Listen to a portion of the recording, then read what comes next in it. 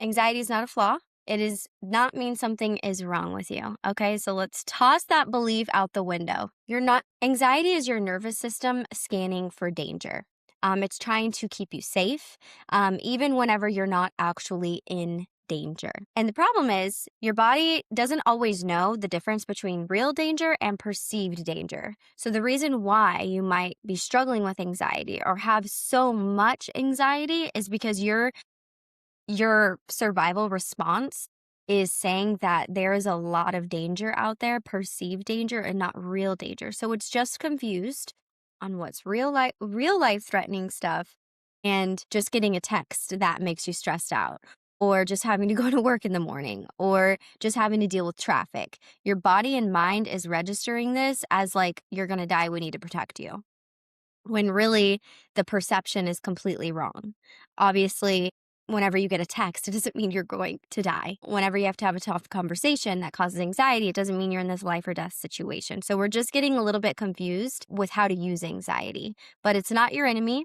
It's your friend. We just need to look at it and understand it instead of trying to push it down and pushing down and be mad at it, because it's actually there to serve you. It's just been overdoing it. So let's go ahead and take it back so you can understand this a little bit more. Let's take it back to hundreds of thousands of years ago. I don't even know the exact year, but let's take it back to whenever people lived in villages. They lived out in nature. We didn't have homes. We didn't have these safe spaces to live. We didn't know when we were going to get our next meal. Our ancestors and people who were living on Earth just killing animals and picking blueberries to survive. You know what I mean?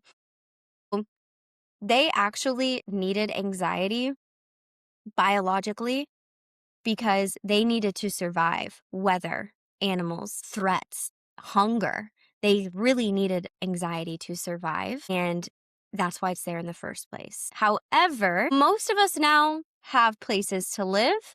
We don't have to stress about when we're getting our next meal and things like that. But anxiety has been wired into modern day when it's not completely accurate. We just need to learn, how do I differentiate from like real anxiety that's there to protect me? For instance, if you are walking through tall grass and you're out in the middle of nature, of course, you maybe want to scan for like snakes, or you want to be aware of a storm coming, or you want to be aware if there's a creepy man on the path with you, right? Like those are instances where anxiety is helpful and useful. Anxiety is not helpful and useful in our day-to-day interactions when we're just getting anxious from having a tough conversation at work, when we're getting super anxious about an issue going on in our relationship, having to go to a certain social event, being inside the grocery store, right? Like these are not real dangers. And so I know I'm kind of repeating myself here, but I hope it's making sense. This is what anxiety actually is.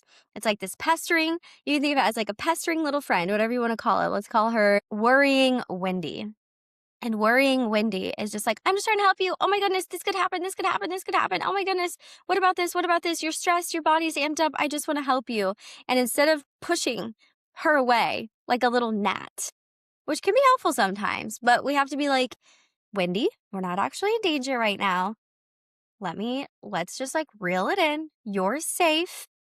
You're safe. And there's really nothing to be super stressed out about. You're going to be okay. We just have to provide Wendy with a little bit of reassurance. Okay. And that is one way to heal your anxiety.